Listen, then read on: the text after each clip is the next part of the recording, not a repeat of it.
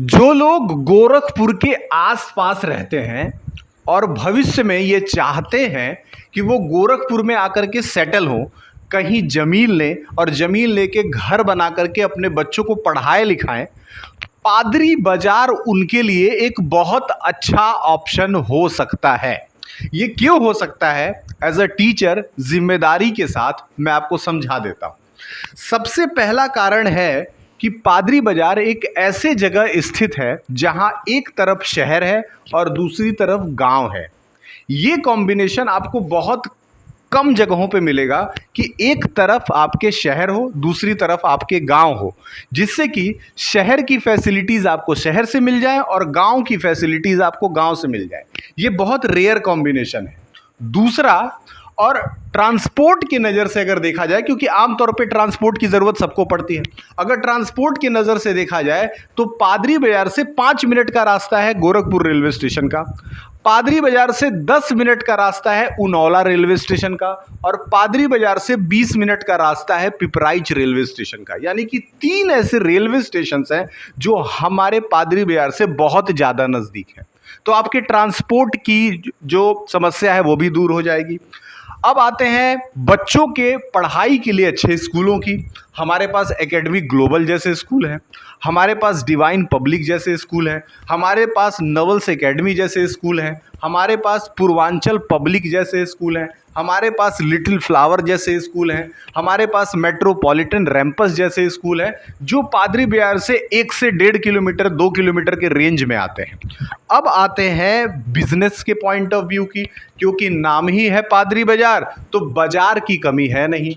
अगर आपका mindset business करने का हो, अगर आपका बच्चा भविष्य में बिजनेस करना चाहता हो, तो आप उसको बड़े आराम से पादरी बाजार के अंदर सेटल कर सकते हैं। ये तीसरा और सबसे बड़ा अपॉर्चुनिटी।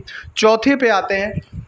चौथे पे आपको बता दूं कि यहाँ पे पॉपुलेशन लोड शहर के मुकाबले बहुत कम है और इस वजह से यहाँ पे पॉल्यूशन यानी कि प्रदूषण कम है शहर के मुकाबले। ऐसा नहीं है कि यहाँ ज़ीरो पॉल्यूशन है, लेकिन फिर भी शहर के मुकाबले यहाँ का पॉल्यूशन काफ़ी ज़्यादा कम है, तो आपको एक अच्छा इन्वायरमेंट भी मिल जाएगा।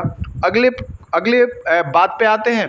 अगर आप शहर में कहीं बीचों बीच में जाकर के कोई लैंड एरिया खोजते हैं, जाहिर सी बात है वो बहुत महंगा होगा।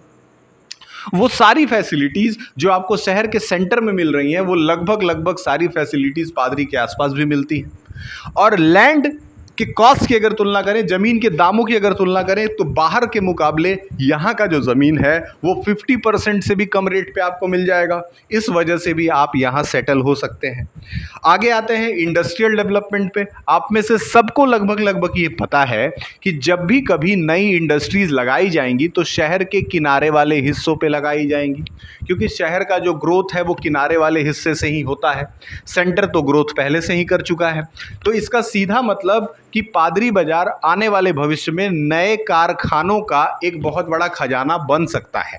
ये भी एक बहुत बड़ा कारण हो सकता है कि आप अगर आसपास के कप्तानगंज या फिर महाराजगंज या फिर सहजनवा या फिर और तमाम जगहों से बिलोंग करते हैं, कुशीनगर से बिलोंग करते हैं, तो आप पादरी बाजार में आकर के स्थित होइए, ज़मीन खरीदिए और घर बनाइए।